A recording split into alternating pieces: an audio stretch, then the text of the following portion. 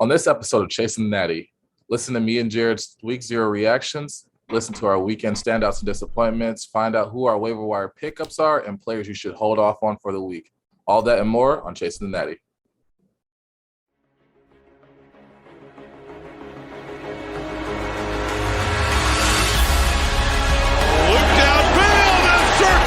One-handed catch is made.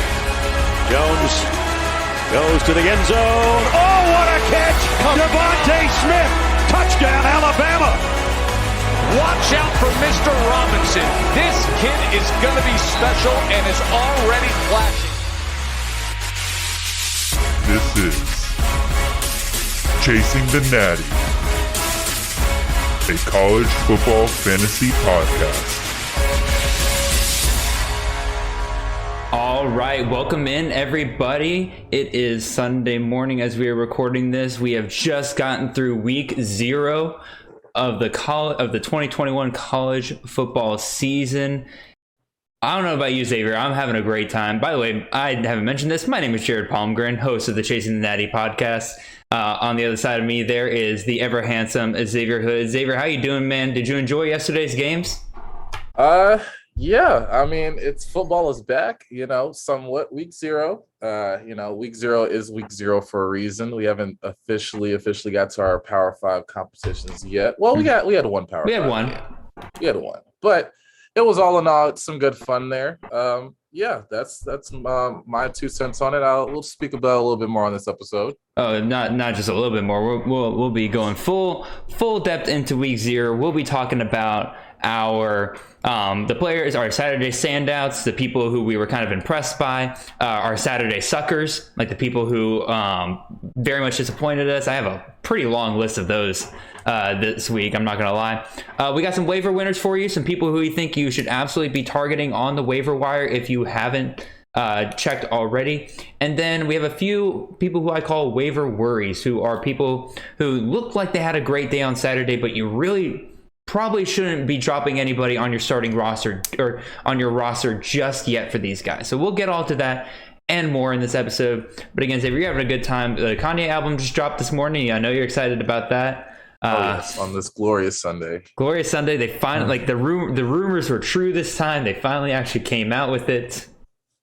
So yes, we can finally be at peace. Workout music, motivation music, all of that good stuff. So there you go. Have you listened to any of the songs yet, or I have. I went to the listening party a few weeks back, so I already knew what I was going into it. But I was just like, I just want to hear the final product, just to hear some things. What is the official Xavier Hood critical review of the album? Oh man, I'm not ready to rank the album in terms of all his greatest albums, but I will say it has been an enjoyable time. It's one of the more enjoyable first listens I've had all year. Okay, nice. I feel like you could easily start your own podcast based on music. I was thinking about it too. I was like, oh man, I could do fantasy basketball, music. There's so many ideas that I just love talking about. But absolutely.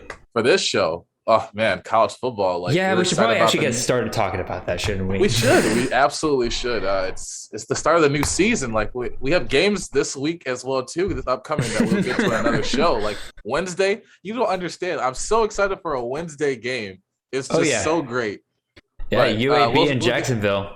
Yeah.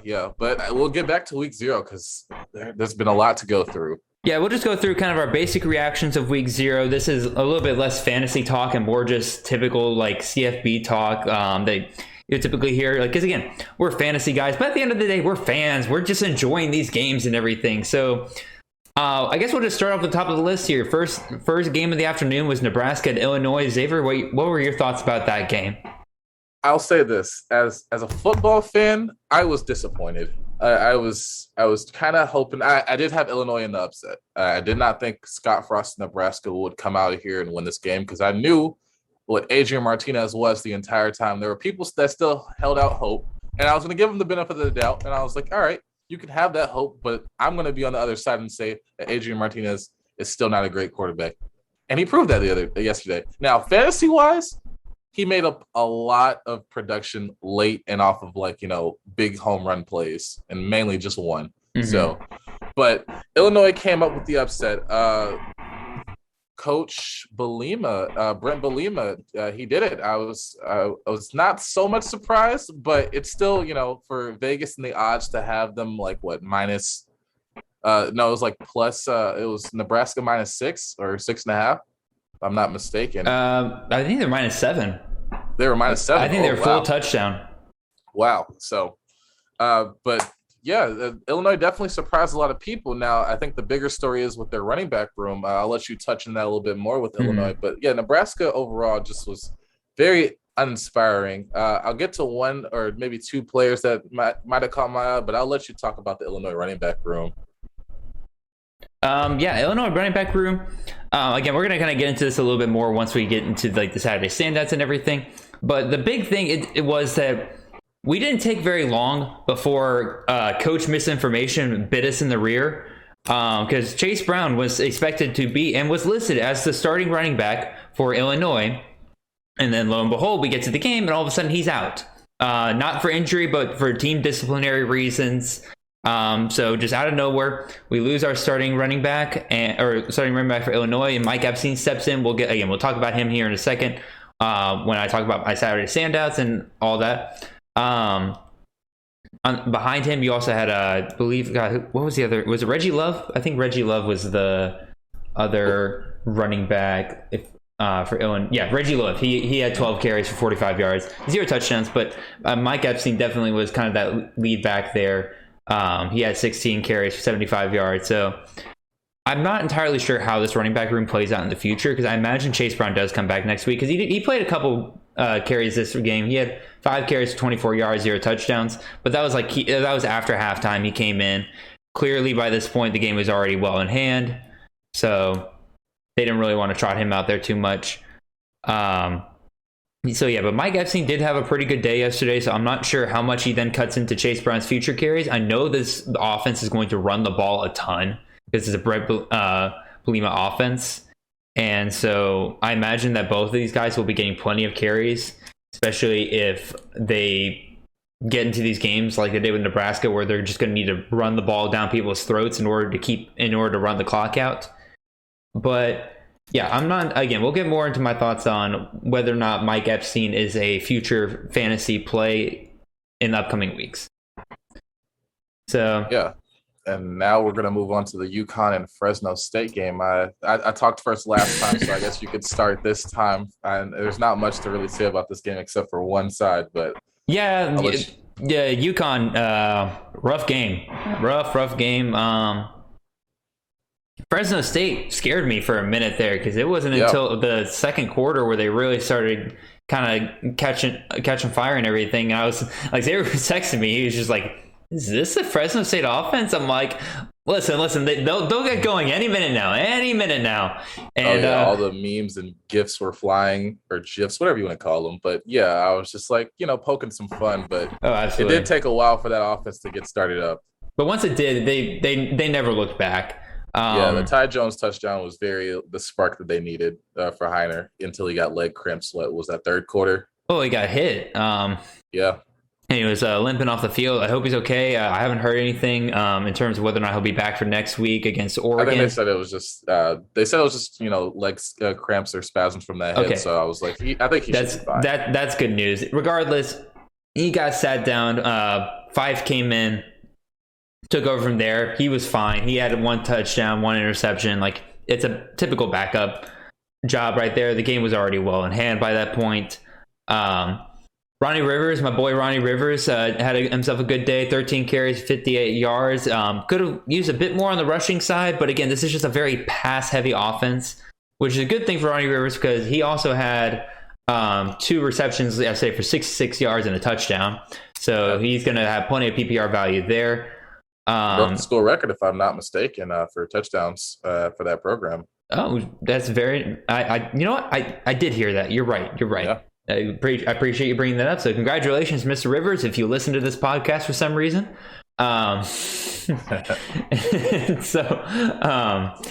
Some other people kind of pointed out yesterday, Eric Brooks was a receiver yesterday I was kind of surprised by. He had 5 receptions and had the most amount of targets on that Fresno State offense yesterday. Again, I don't know if this is really because they were playing UConn And so maybe he was a little bit more open than he would be against better competition. Jalen Cropper, of course, had that monster touchdown about halfway through the third quarter, I think it was. But regardless, Yeah, I believe so. He had like 4 UConn defenders on him at one point. For some reason, none of them were able to bring him down. And so that was just the play of the day that we all needed. We all love Jalen Cropper. He's going to be fantastic for this offense. And then, yeah, there's really not much else to say about UConn on their side of the ball. Again, we'll kind of get into some of those players once we get into like our Saturday suckers, Saturday standouts, all that good jazz. Yeah.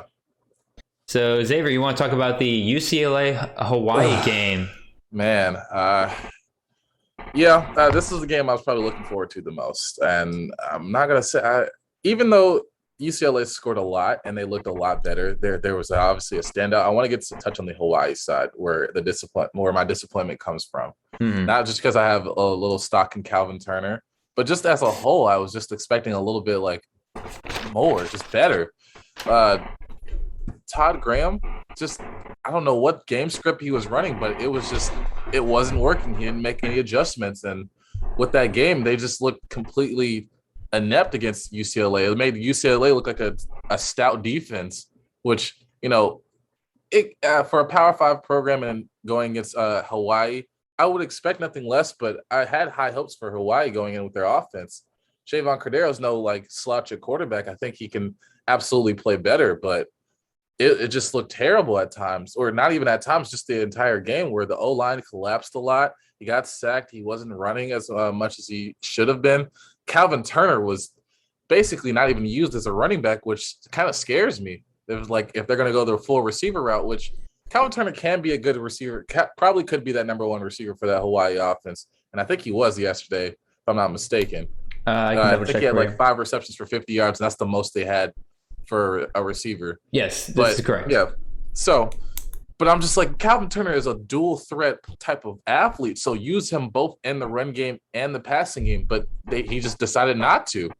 And I was just like, oh, okay, that kind of shows concern. Maybe this is because they were going against UCLA, wanted to mix things up, but it just was very uninspiring. But getting on the other side, I will only touch on one part of UCLA, and just since I'm sticking with the theme of disappointment, DTR did not look that great at all. Mm-hmm. And yeah, we'll touch on a lot of these player disappointments here in a second. Yeah, but besides that, the run game for UCLA looks revolutionized. I'll let Jared touch a little bit more on that. There's key standout players from that, but yeah. Yeah, I mean, again, I'm with you 100%. I expected this game to be somewhat closer. Now, I wasn't on board with people who were saying that oh my God, Hawaii's going to cover the spread in this game because it's 17. I'm like, if you're north of 20, I would have said maybe they covered the spread. But I knew that UCLA was probably going, especially knowing that Hawaii's run defense is among the worst in the country. I just knew that UCLA was probably going to be able to handle them very well. Again, like you kind of mentioned before, I was surprised they didn't try to use DTR a little bit more. But then again, when one of your running backs is averaging over 17 yards per carry, why the hell do anything else? So yeah, those are kind of my thoughts on that game and everything. Like Xavier said, very disappointed in the Hawaii offense. I personally am kind of selling that entire offense right now. But yeah, those are basically my thoughts on that game. Again, a lot of people were disappointed with yesterday's game. So like, oh, every one of them was like a blowout and not very close and everything. I'm like, well, I had fun. UCLA was fun to watch yesterday. I will say that much, especially when they were committing to the run. Next game we got on the slate is UTEP at North New Mexico State. I had a hard time trying to find clips and streams of this game. I did manage to find one finally. Thank God for insert redacted name here. Did manage to find one. And so I was able to watch a good bit. And my God, New Mexico State is bad. Oh my God. I did not think it was possible for a D1 program to be this awful. UTEP is not a good team. UTEP, we need to be frank here. UTEP is not going to be a team that is going to contend in their conference in the CUSA. They are not going to be a team that people are going to be fearing. They might have one or two pieces here and there, like Jacob Cowling. We'll talk about him in a minute here. In addition, Deion Hankins is again good running back, but not somebody that teams are going to be striking fear into the heart of teams. Like this is like UTEP is not a good team, and they blew out New Mexico State yesterday. The final score was 30-3. So New Mexico State just could not get anything going, and I'm not surprised. This is a team that lost by 26 to something called Tarleton State, a team that had just moved to the FCS last season. Like this is like New Mexico State is an embarrassment of a program. There is not a single piece on that offense that I would ever want to touch in fantasy. Like I was shocked when some people were like, "Oh, you never know. They're only favored by like 9 points. You never know that like New Mexico State might be better than we think." No, they're awful. They're simply awful. I personally like. There's no reason why I'm gonna want to watch a New Mexico State game for the rest of this season, as far as I'm concerned, unless the other team that they're playing is a lot more intriguing to me. In which case, if somebody's playing New Mexico State, I am starting all the players against New Mexico State. Oh, yeah, I'm starting their defense. Whoever plays New Mexico State, start their defense. Stream the defense for the week. No joke. So again, we'll get into specific players here in a second. Xavier, did you happen to catch in the San Jose State game last night, or? I caught a little bit. Just I was kind of a little bit tired last night, so I only just caught a little bit. But San Jose State, from what I gathered, did what they were supposed to do. They met expectations. Their offense is, as potent as what people were expecting it to be. There are some standout players and that we're going to touch on later, but San Jose State, they played a good game, and they were going against Southern Utah, given that. So, but you beat the teams you're supposed to beat, and San Jose State was supposed to beat Southern Utah. I don't know what the spread was, but it probably was San Jose, probably like minus 14 or something like that. 14. It was bigger than that. I think it was like really? 20. Okay. I think it was 20 something. So yeah, even greater than that. So they handled business. They showed their offense. It didn't take 2 or 3 quarters for it to get going. They just started out the gate and were just like moving it. So I was very thoroughly pleased with San Jose State. Now, to see them go against greater competition will be the bigger test for me to fully buy into some players, but I do have some guys I'm keeping my eye out for. Mm-hmm. So again, we'll talk about specific players here in a second, and I definitely saw plenty of players in San Jose State that I'm definitely interested in, and definitely I have a lot of opinions on them. But again, that's kind of our basic recap of our just opinions overall of week 0. It was a very good appetizer for the upcoming season and everything. Again, zero close games really. Nebraska, Illinois looked close at the end, but Illinois ran away with that in the third quarter, and then it was just about running the clock out in Nebraska, trying to catch back up. And so, again, no close games, so that's a little disappointing. But unfortunately, that's just just the nature of the beast. Sometimes you had only 5 games. Typically, you have 60 on a weekend, so your odds of getting a close game in there sometimes just kind of go down. But that's okay. That's all good. I'm happy with it. I'm ready for the rest of the season.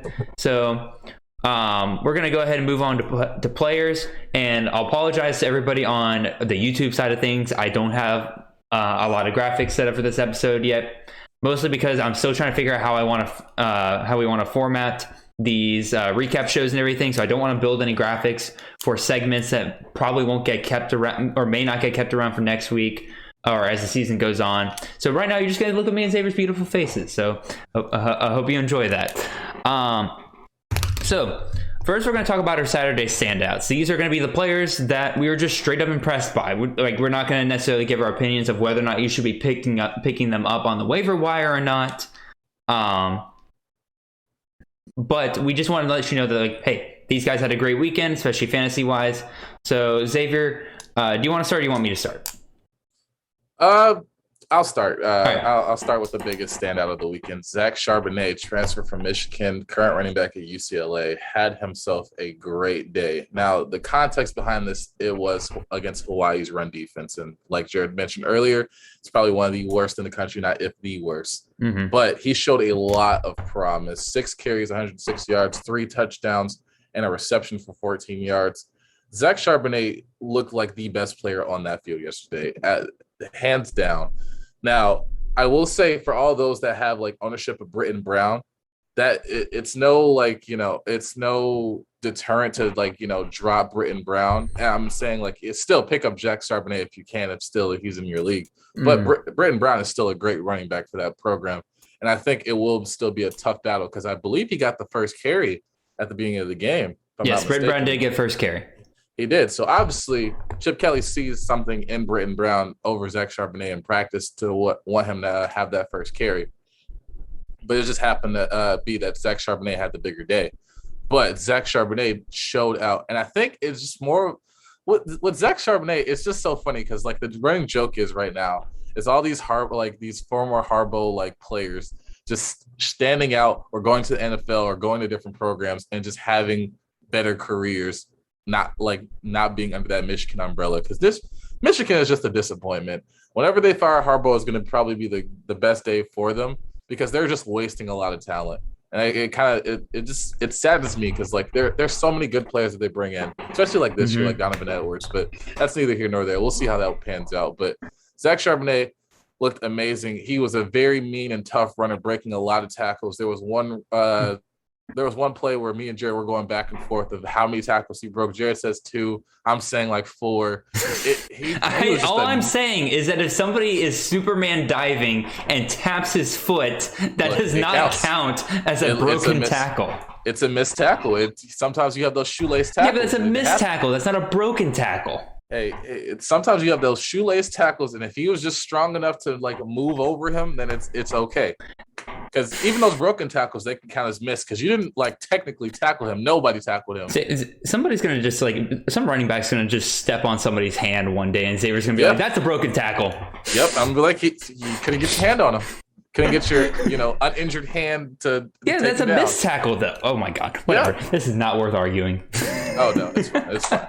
But yeah, Zach Charbonnet was a very, very productive, a mean rusher. It showed off his speed and strength through those trenches, and he had a lot of gaping holes as well too. But he showed a lot of promise for that UCLA running back room. Mm-hmm. So yeah, that's our first standout for the day. We'll move on to. I got some thoughts here. Hold on. You got some thoughts. I got some thoughts again. So again, mostly agreeing with Xavier here. Again, I've been a big Britton Brown guy. I think I own more shares of him at running back than almost anybody else because I've just been hearing great things coming out of camp almost all off season about Britton Brown. He's been working hard. He's been working on his receiving work, making sure that he is absolutely ready to take over that Demetric Felton role or Joshua Kelly role as well in that UCLA offense. And so I heard nothing but great things. So I was drafting him everywhere I could. I'm like, all right, this is gonna be the next big piece of this UCLA offense because let's be honest, there's not a ton of great receiving options on UCLA, especially at the wide receiver position. So they're gonna be working that tight end. They're gonna be working that running back.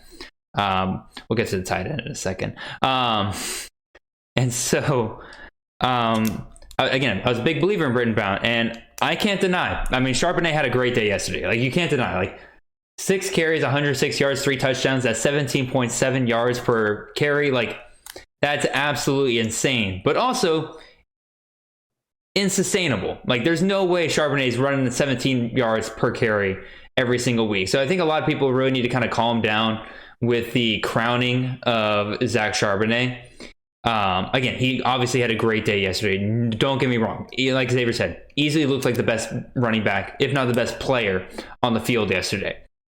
But I don't think this is quite the break. I don't think, like, obviously it was a breakout performance, but like it's not quite the solidification of him as the RB1 going into the coming weeks. Because Britton Brown, don't forget, had 13 carries yesterday versus Zach Charbonnet, who had 6. Now, obviously, Charbonnet did a lot more with his carries, but Britton Brown had still a very good day yesterday. 13 carries, 78 yards, and a touchdown.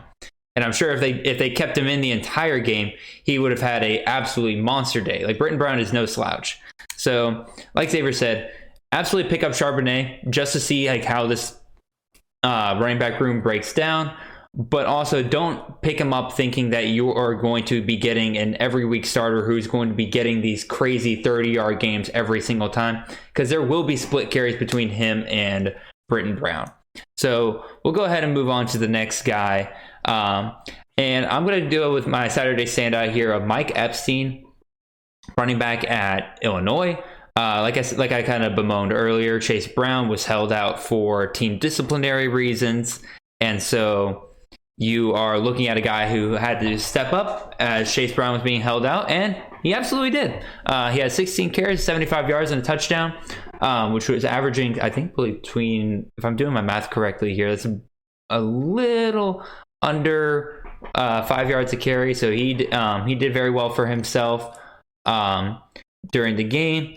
And so he scored 14.2 fantasy points yesterday. So not like a monster game or anything like that. But again, very clearly showed that he can be a very good running back in this Illinois offense. However, I'll go ahead and just talk about whether or not I think you should be targeting him on the waiver wire. And I'm going to say no. As good of a day I think he had. He obviously didn't have just a monster day where you're like, oh my God, I have to have this man on your roster. But also, Chase Brown will be coming back. Chase Brown already had 5 carries yesterday, so he stole all those carries yesterday, and he sat out half the game. You know for a fact Chase Brown's going to absolutely be back to being a focal point of this offense in the future. If not the number one running back, he'll absolutely be splitting carries with Epstein, and thus I think it's going to be making this run game a little hard to consider fantasy relevant. So that's Mike Epstein. I thought he had a great Saturday, but I'm also going to say don't worry about picking him up off waiver wires. Yeah, I have the same exact sentiments. I think he filled that role perfectly for the game that they were in. They definitely got the upset over Nebraska, which I predicted. But Mike Epstein came in that Britt Bielema run heavy offense and basically did his job. I'm with Jared in this. I'm like, I just don't think it's sustainable with having Chase Brown as well too. I think Chase Brown is the better back.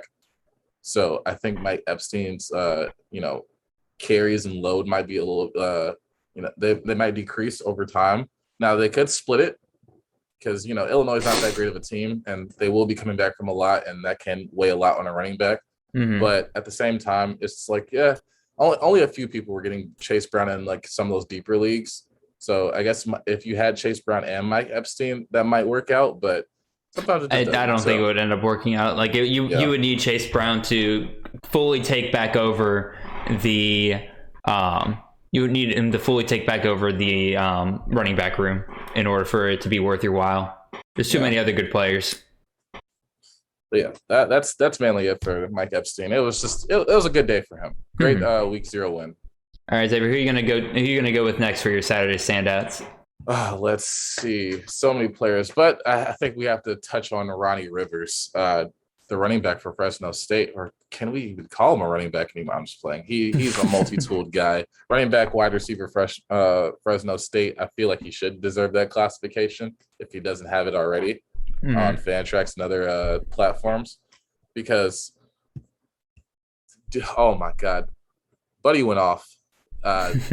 13 carries, 58 yards. I know that's not the impressive part, but the 2 receptions, 66 yards and a touchdown.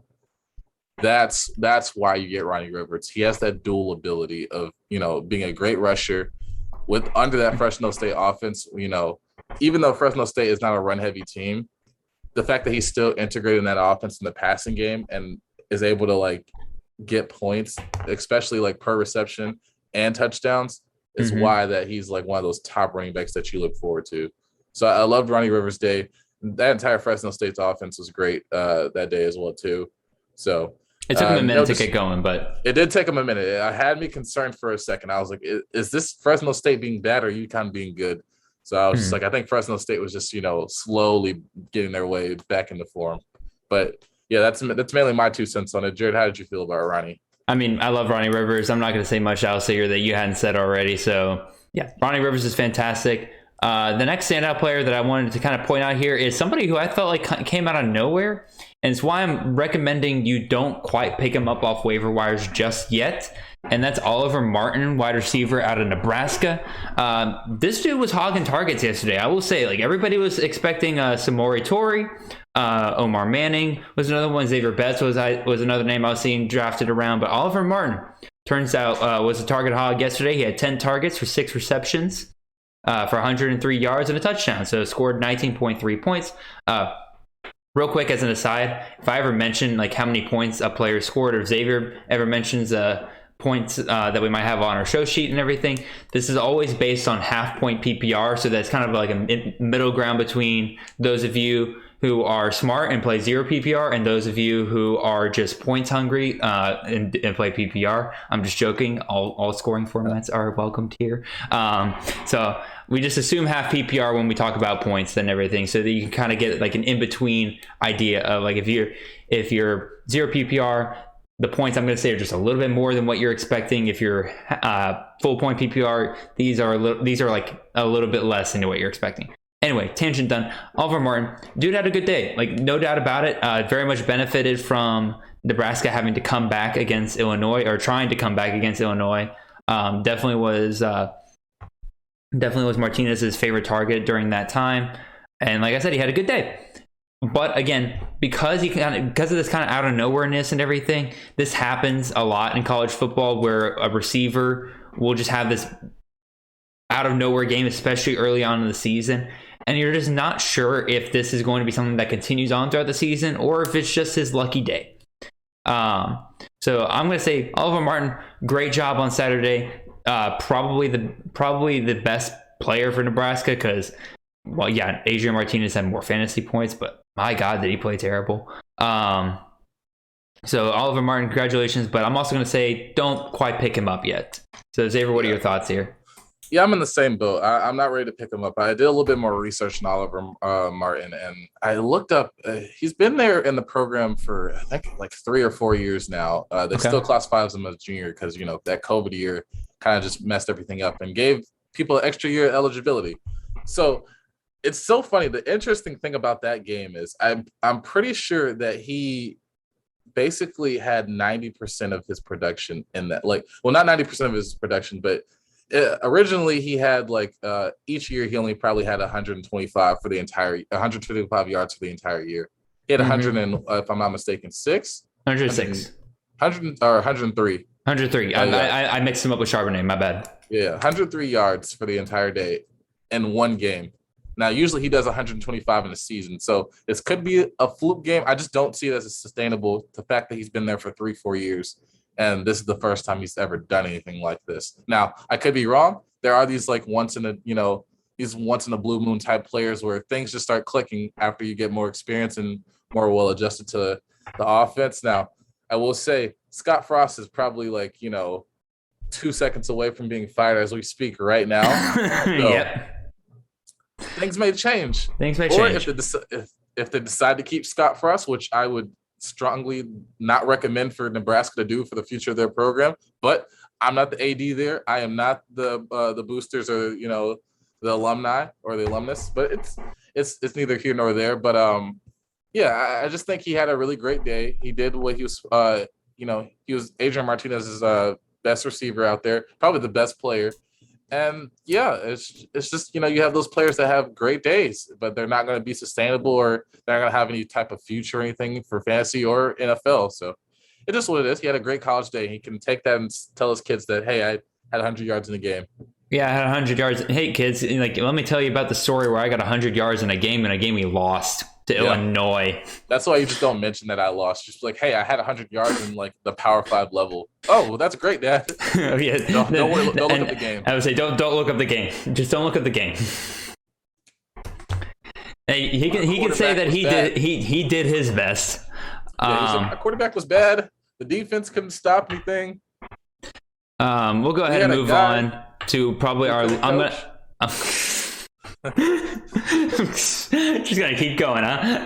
Yeah. We'll go ahead and move on to probably our last main Saturday standout here. I might mention one more, but we'll go ahead and talk about Jacob Cowing. UTEP receiver, I'll be honest, I kind of avoid him for the most part, mostly because the name UTEP right next to him, and I'm like, okay, I don't plan on these guys being that good. So I'm like, you know what? He might be a target hog in this offense and everything. He can, like, it's not something that I want to, like, put my trust in. Like, I don't want a top receiver on a bad team all the time. Mostly because I just don't see them getting many scoring opportunities, like touchdowns and everything. Like, he'll get plenty of targets. But he had a great day yesterday against New Mexico State. He had 5 targets, 5 receptions, 158 yards, and a touchdown. Dude had himself a day. But like I said, playing against New Mexico State, so I'm not fully buying into him as like an every week starter, but he does play Bethune-Cookman. So if you're struggling week 1 and you might need an extra receiver, Cowan might be your guy.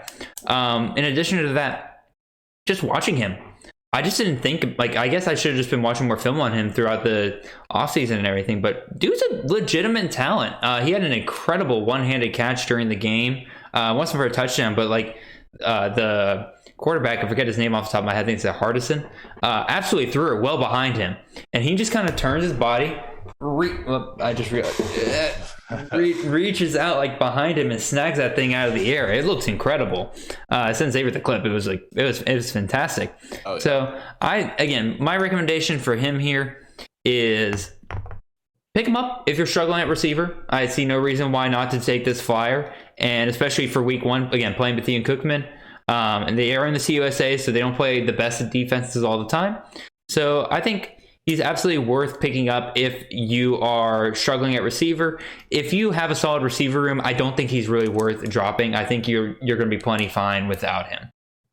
Yeah, this is where I kind of disagree with Jared just a little bit. I think, I'm still looking at him as a flyer, definitely for that week 1 against Bethune-Cookman. But I just like the intangibles of what I saw. I know with UTEP, they're not, the best team in the world or not the flashiest team, but I think he is that bright spot on that UTEP offense. A lot of people were going in thinking it was going to be Deion Hankins for that running back room. We'll get into him later. But Jacob Cowan, the one-handed catch, the athleticism, the speed, the routes that he was running just looked very, very clean. And I think it all depends on the quarterback. I think we were deciding if it's Hardison.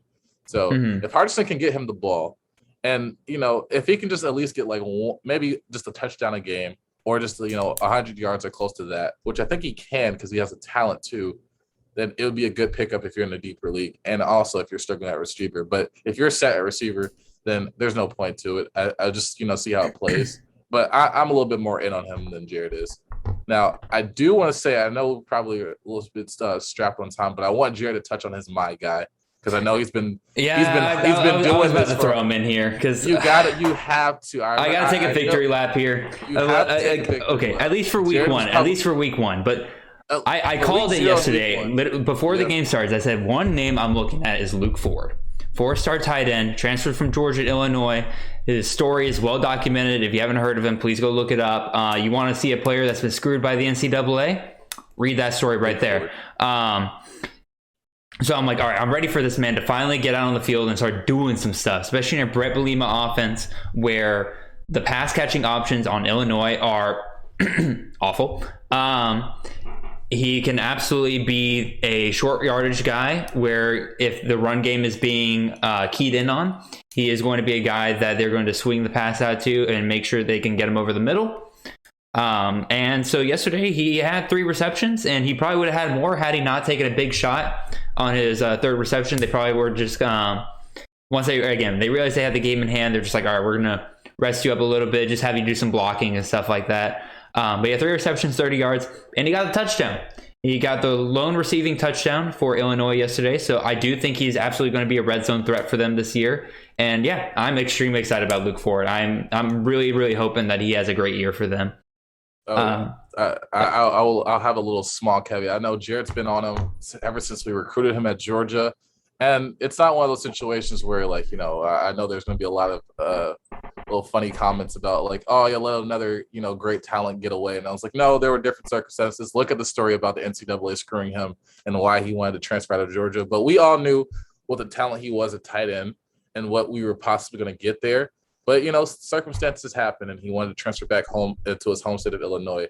And we knew that he had talent. Jared just believed in him a little bit more to actually, have fantasy relevance, which I was still a little bit on the fence about. I was like, I don't know if they're going to use him enough, if he's actually going to like stand out. I know he has the talent to. I'm not going to. Oh, go ahead. Sorry. Oh, I was going to say, I was like, but he definitely, he definitely, moved his way onto the field and was able to show that he deserves to be incorporated in that offense, especially for like if you're Brett Bielema and the run game's not working, like Jared said. He was in there on the goal line for a tight end touchdown. The receiving touchdown he got was a goal line touchdown, if I'm not mistaken. So it's just those little variable differences that they can mix up and throw off some defenses that Luke Ford can be used for. Yeah, I'm not going to sit here and pretend that like three receptions and 3 targets or anything to really write home about, but it was enough to where I saw him being one of the most talented receiving options for Illinois this year. For me to say, hey, keep an eye on Luke Ford. That is all I am saying. Again, he's absolutely going to be playing a part in this offense in the upcoming weeks, and I do think they would have used him more yesterday had he not gotten banged up a little bit on his 3rd reception. Yeah. So, and he's a tight end. And he's a tight end. So you don't get consistent guys like this very often. Exactly. Tight end. So we'll go ahead and move on to some players that disappointed us. So we'll try to go through these just a little bit faster than we went through the standouts. So I guess I'll pick somebody first, and I'm just going to go with the UCLA offense. And now, of course, yesterday they were running a lot, and there was no reason not to run because they were like, again, when one of your running backs is almost averaging 20 yards a carry, why the hell else would you do anything else? But regardless, it was very disappointing to see Greg Dulcich record only 1 reception for 15 yards yesterday. Like, I thought this man was going to be a focal point in this offense, but he only got 2 targets throughout the whole day yesterday, and Dorian Thompson-Robinson threw 20 passes. I was legitimately shocked. I was like, Dulcich is one of your best players on this field. I guess maybe Hawaii keyed in on Dulcich and maybe wasn't open quite as much, but even still, it was just a rough day for him yesterday. So that's one of my disappointing players, Greg Dulcich. I had him as my tight end too. Not getting there at the pace he's going right now. Yeah, I'll talk about Calvin Turner, a guy that I have stock in and I'm still, pretty high on. It's just a disappointing day, mainly because of his coach. It just the script wasn't for him. I don't know what Todd Graham was thinking, because he gave the running back is escaping my mind, Jared. I know you know his name offhand. DDay Hunter. DDay Hunter got more work at running back than Calvin Turner, and a little bit. I think he almost had 7 receptions as a receiver, but It was just like he wasn't producing at all. So I was just confused. I was like, obviously Calvin Turner is your only bright spot on that offense, next to Cordero, which I'm like, he's still a good quarterback. It's just that the offensive line was just terrible. But speaking a little bit more on Calvin Turner, they just mainly used him as a receiver, and I know it's a fear that me and Jared are having, that if he's just only limited to a receiver, then his value goes drastically down. I would like to have that dual ability like a Ronnie Rivers, especially if you're not playing, all the top competition. Now, UCLA was a formidable opponent for them in the Pac-12, but we'll see how the season plays out, and maybe it was just like the pedigree of the program versus Hawaii, which is not, the greatest program in the world. So we'll see. I'll hold on to him for a few more weeks, but it is kind of concerning. So I will say that I don't think it's Calvin Turner's fault that he wasn't productive. I think it was just mainly the offense and the script for his production going down. Maybe. And again, I put out this tweet. I put out a tweet yesterday comparing Calvin Turner and DDay Hunter's performances and like how befuddled I was. Calvin Turner had 5 touches throughout the entire day. He had 5 receptions. DDay Hunter had 14 touches throughout the day. He had 7 receptions, 7 carries. DDay Hunter still had less yards than Calvin Turner did throughout the entire day, and he had almost 3 times as many touches. That should tell that tells me a coaching failure right there, that you are not getting the ball into your best player's hands. Yeah. So we'll move on from Calvin Turner. I'm going to go back to UCLA. I'm going to go Dorian Thompson-Robinson. Pool boy, as a man that is being drafted as a QB2 in most leagues and everything, he had a rough day yesterday. 50% completion percentage, only a single touchdown, which came on one drive where they basically forced DTR and said, hey, you've been piss poor passing all day long. You need to make sure you complete this drive with a passing touchdown. And he did. He got a 44-yard touchdown out of it. But regardless, the rushing ability is there, but the rushing production just wasn't there as much yesterday. Again, mostly because they're relying on Charbonnet and Britton Brown. I'm not sure how much that plays into the rest of the season. But even still, it's just a rough start for Dorian Thompson-Robinson, who is expected to be draft eligible after this year. He is somebody that a lot of people are really hoping to see a jump in growth this year in order to maybe possibly be drafted at the end of the year. And so far, I'm just not seeing it. Yeah, I'm completely with you. I guess we can move on to another player as well. I'll go with I think I'm just going to stick with the Hawaii game as well, too. I'm going to go Shavon Cordero. I think it also was just, bad coaching as well, too, because you didn't see maybe I'll put a little bit of blame on Cordero as well, too, because he didn't really adapt because his O-line collapsed a lot. I'm saying he's running for his life half the game. Yeah, he's running for his life, but he's not running for gains. He's just taking sacks or going down. He'll maybe get a 1 or 2 yard gain. Almost throw he's throwing bad passes. There was one pass where the guy fumbled the ball and picked it back up, and I was crying. I think it was Calvin Turner, and I was like, "Oh my God, what's going on with his offense?" Things just weren't clicking for him. He did end up still having over 200 yards that game, and had a touchdown. But he had 2 interceptions, and it just wasn't a great day. And I'm going to say it's a culmination of bad coaching, the strength of opponent, and just I have to put some blame on Cordero as well too. So yeah, because again, he's a dual threat quarterback, and obviously, if you're running for your life the entire day and everything, there's only so much you can do. But also, again, you're a dual threat quarterback for a reason. He has to if he's going to be label himself as such, you have to be able to get out of some of those situations where people are going to try to, or your offensive line is going to collapse around you sometimes, and you have to be able to make a play out of it. And he just was not able to yesterday. Even looking at his rushing yesterday, he had 9 carries for 11 yards. That's not a dual threat. That's not a dual threat right there. That is somebody who managed to maybe get out of it maybe once or twice. So Cordero, I was kind of avoiding Cordero because I only keyed in on Calvin Turner as the keystone for this offense. So I was like, I don't really want any shares of Cordero, and looks like so far I was right. In terms of another player that was kind of disappointing yesterday, again, this is a relative disappointing, but Deion Hankins,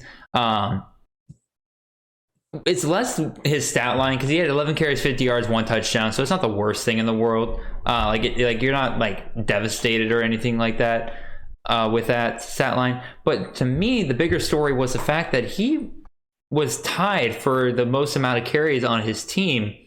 I forget his first name off the top of my head, but Awat, the other running back there, tied him for 11 carries and had more yards per carry than him. Now Awat didn't get any touchdowns.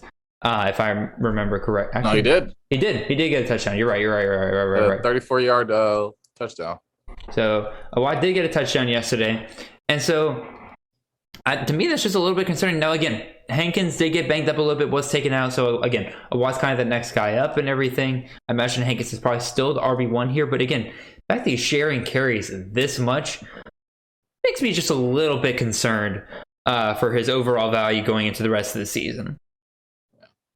And it seems that they have another guy that's playing 2 positions as well. I think his name is I'll go with his last name. I can't even pronounce the first name. I think it's Quadres. Yeah, Quadres Watley. He's getting rushing and receiving work. So I think that UTEP offense is, kind of moving away from last year. I think it was mainly just Deion Hankins running the ball, trying to do as much as he could as a freshman. So now they have it seems if Cowan pans out, then, they may be able to diversify some things, and maybe he won't have as many touches. Now they have a little bit more reliability in the run and the pass. Sounds good. All right, Xavier, what's one more Saturday sucker that you're kind of worried about, or that you kind of disappointed you? I hate to do this, but I'm gonna have to go with a guy that John Lobb was kind of hyping up a little bit. Kevin Mintz out of UConn. I know UConn is not the flashiest program. I'm not going to say anything bad about UConn. I know John. We love you, John. We support your diehard fandom of UConn, but Kevin Mintz just wasn't that impressing to us. We thought, the Fresno State defense, it's nothing to really scoff at. They have maybe one or two pieces there that, could have some NFL talent. I think there's one guy, AJ Mosley, but that's neither here nor there. That's just the football and me talking. But Kevin Mensah, I was kind of expecting just, a little bit more production of him. Maybe they'll go against, some easier opponents. I believe they play UMass either week 1 or 2, one of these earlier weeks. So maybe you'll have a little bit better game than that. But it just, was not inspiring. I don't even think he was they were using him and Carter. They were mostly, Carter looked like the better back from my angle, to where he looked a lot faster, the speedier back, also can use in the receiving work. So it is concerning, because I know there were a lot of people hoping that Mensah would be that. I think he was going for his third 1,000-yard season. So yeah, we'll see. Oh yeah. So those are the players, those are most of the players that kind of disappointed us this past weekend. So now we're going to move on to a waiver wire discussion. We're going to talk about who we want to pick up off, who we think you should pick up off the waiver wire, as well as who are some players you should probably avoid on the waiver wire. Even though they had great weekends this past weekend, you should definitely not pick them up. Or at least I don't think you should pick them up, or Xavier doesn't think you should pick them up. Yeah. So we'll go with first our winners, our waiver winners. And I mean, top of the list, obviously, is Zach Charbonnet. Had himself a great game. Clearly going to be a major part of this UCLA offense going forward. If not for anything else, just store him onto your bench and just to wait and see what happens with this UCLA running back crew.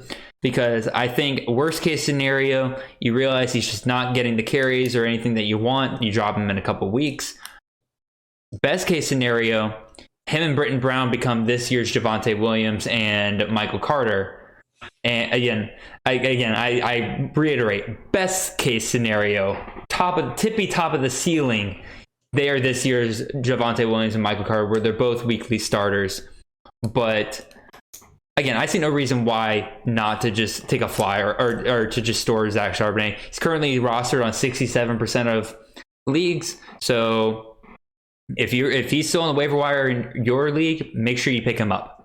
Xavier, who's another player that you want to pick up off the waiver wire this week? I'll go with Jacob Cowan out of UTEP. I think I'll take the flyer on him for this week. If I was struggling at receiver, especially in some of our deeper leagues, I think his natural talent, especially you've seen his athleticism with the one-hand catch, and I'm not one of those people that just say, "Oh, he can do a one-hand catch, he must be a good receiver." Like, no.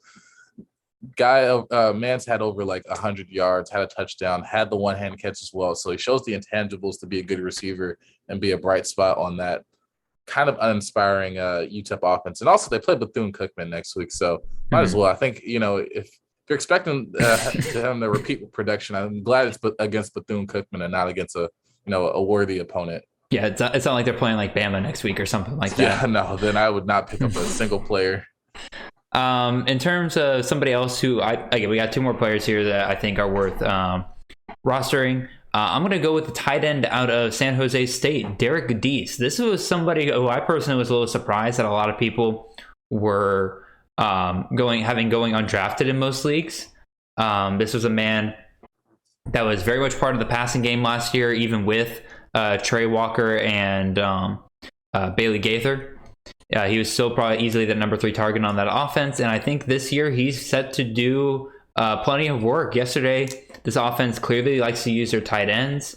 2 of the top scorers in fantasy on San Jose State's receiving core were tight ends. I think only, I think it was Braddock. No, Ross. Ross is the only one that scored more than either of these 2 tight ends. And even then, one of the tight ends got all their points on one play. So Derek Deese, I think, is clearly going to be that guy that gets the most targets.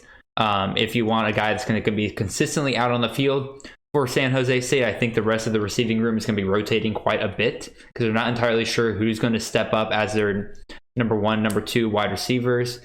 Most people are betting Hamilton, who I'll talk about here in a minute. But I think if you want a safe bet on this San Jose State offense, Derek Deese is the way to go. And Xavier, we got listed here the last guy on the San Jose State offense that I think if you want a safe choice on this offense, he's the one to go with. So what do you think about Tyler Nevins? Yeah, I think Tyler Evans is a great option. I think he is the clear RB1 for that team. He had 12 carries, 91 yards, and a touchdown. Also, he had work at receiver too. He had 2 receptions for, I believe, 23 yards. So I think that's a nice part of the offense to where San Jose can have a nice spread offense for this upcoming season, and Tyler Evans is definitely going to be a key part of that. So I wouldn't mind taking a flyer for Tyler Evans if they're going against some low ranked opponents as well too. So even against some probably better competition, I think Tyler Nevins gets a decent amount of work as well. So I like Tyler Nevins going into the season and picking him up off the waiver wire. Yeah, Tyler Nevins is rostered on only 4% of rosters right now, and I think he's an absolute steal right now. And again, a lot of these guys we're kind of mentioning here, it's like if you have a weakness at tight end, Derek Deese I think is a great option for you to pick up. Tyler Nevins, if you're struggling at running back, absolutely worth picking him up in my opinion, because I think he'll give you a safe floor every single week. So yeah, those are kind of our waiver winners for the week. Now we're going to talk about a couple of guys who had great Saturdays. Oh man! But we don't quite think they are worth picking up onto your waiver wire. So Xavier, you sound excited. Who do you want to talk about first? Oh yes, Adrian Martinez. Yeah, we're gonna get to Adrian Martinez. Yeah, Jared. I'm good. He's all good. Drink your water, Jared. Well, don't worry. I know I took your breath away because we're about to go into this man's whole career. Adrian Martinez has been probably one of the biggest disappointments in fantasy that I think we've ever seen since we've started fantasy. For the past 3 years, even since coming in, everybody thought Adrian Martinez was the next big thing since sliced bread, and he has been so underwhelming. And we keep on giving him chance after chance, and it's just not worth it. Especially with Scott Frost as your head coach and Adrian Martinez as your quarterback. That's just a bad combination. It's like bananas and spinach or something. It doesn't go together. It's just something that you should not have on your team. I know what he did last game with hit the big rushing touchdown that got him over 100 yards rushing. So if you did have a prop bet, I will shout out JD Yonk. He had him over the 50.5 prop bet for rushing. But he's going to be playing from behind a lot. He's not great. This man's arm and accuracy is just terrible. He basically makes up all the games against second unit players after the game's been put away, which Illinois did, where they started putting in. They just had to hold on to their lead, and even that they started making a slow comeback. It was already the fourth quarter. There was nothing Nebraska could do. So Adrian Martinez was basically just stat padding. So yeah, I would never, ever, ever, ever take a chance on Adrian Martinez. Now I've seen the strategy where people just they stream QBs or they go 0 QB, and if you're going that route, it's possible, but I still don't like it. He's too inconsistent. It's way too inconsistent. For as awful as the day he had on Saturday, he still scored 30 fantasy points. But one thing I think people really need to take into account is that almost half those points, 13.5 points, came from a single play where he had 75-yard touchdown. That's not something he's going to replicate every single week. Absolutely not. That man, these are the kind of things you have to look for. You can't just look at the box score. You can't just look at the fantasy points. You have to go deeper into the game and realize, hey, an explosive play like that doesn't happen every single game, especially for a player like Martinez, who's inconsistent as all hell. So I'm telling people, don't imagine him as, oh my God, he could earn me 30 points next week. Look at him and see him as a guy for what he is. And that is that he is probably going to earn you maybe 16, 70 points on any given week. And that's if he is stat padding with passing at the end. So I say, do not worry about drafting Adrian Martinez. Do not worry about him picking him up on the waiver wire. So the next player I have here who had an incredible Saturday, had a great day playing against quite possibly actual air, was Nick Starkel, quarterback for San Jose State. Again, I like Nick Starkel. I've been following him around. I don't think he's the best talent in the world or anything, don't get me wrong, but I appreciate a good story where a guy finally seems to have found his place. Again, he was at Texas A&M, went to Arkansas. That didn't work out. Now he's moved off to the West Coast, and he's really kind of seemed to have found his place in offense that he really can run very well, or at least very well for the conference and everything, competition that he can play down to and everything. And he was the quarterback one this past weekend. He had about 38 points playing against, Little Air in Southern Utah. He had 4 touchdowns, 1 interception, and 1 rushing touchdown. But again, he was playing against Little Air. That's not something I expect every single week from this man. I do not think that he will be somebody. I was very surprised by how long they kept him into the game. It wasn't until I believe that he threw possibly one of the worst pick sixes I've ever seen in my entire life. It was bad, Xavier. Go look up the clip if you haven't seen it already. This was part of a drive where I just don't think he cared. This was there were several passes that he made in this one where I was just like, he absolutely does not care if this gets picked or not. I texted the group chat where I was at one point I was like, this San Jose State is playing Madden on easy right now because they're just taking deep shot after deep shot and they don't care. They're just looking to see if they can hit deep shots. They're just having fun. And again, this drive, he just threw a piss poor interception for a touchdown. But anyway, that's all besides the point. I don't think he's going to be replicating this every single week. And if you look at his stat line, again, 16 for 27, that is not a good completion percentage. And this, again, playing against Southern Utah, which is not a very good team. So once you get a team that can actually defend those deep passes just a little bit more, I don't think Nick Starkel is going to be kind of hitting these bomb after bomb after bomb. He's got a lot of receiving talent in that room, don't get me wrong. But again, I don't think you are going to be seeing him replicate that success every single week. So we got one more guy here on the. Oh, yeah. Oh no, I was going to go to the next guy. Oh, go ahead. Yeah, we have one more guy, Mike Epstein, the running back from Illinois.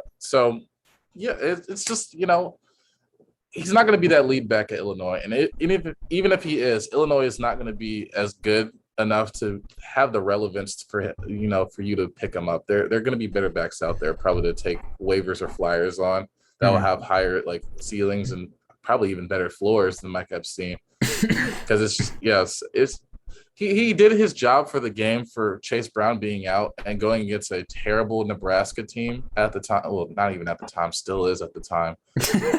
So I was going to say, what has Nebraska done to make them not terrible anymore? Yeah, exactly. So it's just a good running back for Nebraska. If you're just I'm not Nebraska, Illinois, and from a pure football and taking fantasy out of it, he ran the game the way he was supposed to run the game. It's nothing amazing or nothing I need to look any more into. There's no need to pick him up on a roster because he had the touchdown and 70-something yards. Mm-hmm. I just don't see it as sustainable as well too, with Chase Brown coming back, and maybe if Isaiah Hamilton or Williams, or I forgot which one, the receiver for Illinois. Oh, Isaiah Williams. Isaiah Williams, start getting into a better rhythm and groove in that number one receiver role, then Epstein will just – I don't think he's going to emerge as that key player. So I'll hold off on Epstein probably for the entire season, unless, he could prove me wrong, but I just doubt it.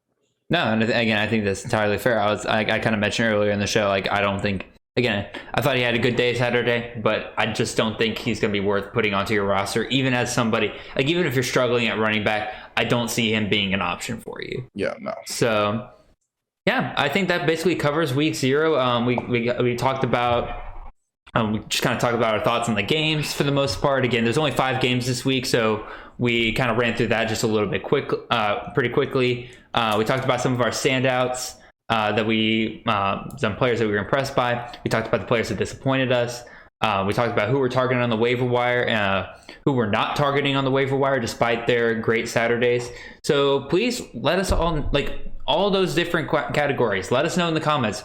Who are you impressed by? Who are you disappointed by? Who are you targeting on the waiver wire after this week? Who are you avoiding despite the fact that they did not have that they had a great weekend?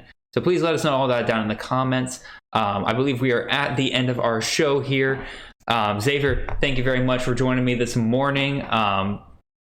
Y'all, please make sure you subscribe. Make sure you follow us on Twitter. I am at CFF_Jared. Xavier is at CFF_Xavier. Make sure you subscribe to our YouTube channel. Follow us on Spotify. Leave a review on Apple Podcasts. We are going to have an incredible stuff for you this upcoming season. I'll put the schedule up here on the board.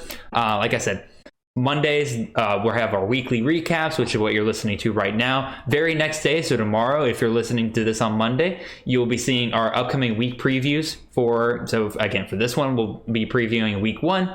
And then sometime this week, probably, I believe, our first player starts Thursday for this week. So we're probably going to release on Wednesday our discussion as to who will be starting in the Kings Classic CFF League. So, Xavier, do you have anything else you want to add before we head out of here? Not too much. Keep on supporting us. We really appreciate it and all that.